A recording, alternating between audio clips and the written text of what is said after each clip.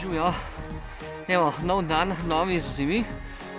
Jaz se nahajam na Planinskem polju in moj današnji izziv je, da postavim sončni vzhod. In jasno, če želiš dobiti lep sončni vzhod, moraš biti na mestu snemanja že v času, ko večina med vami spi. Tako da jaz zdajle je tam okoli 5:30 in nič. Postavil bom stativ in upam, da bom ujel ta lep sončni vzhod. Pa bomo videli čez nekaj časa, kaj mi je uspelo. Ajde, čao!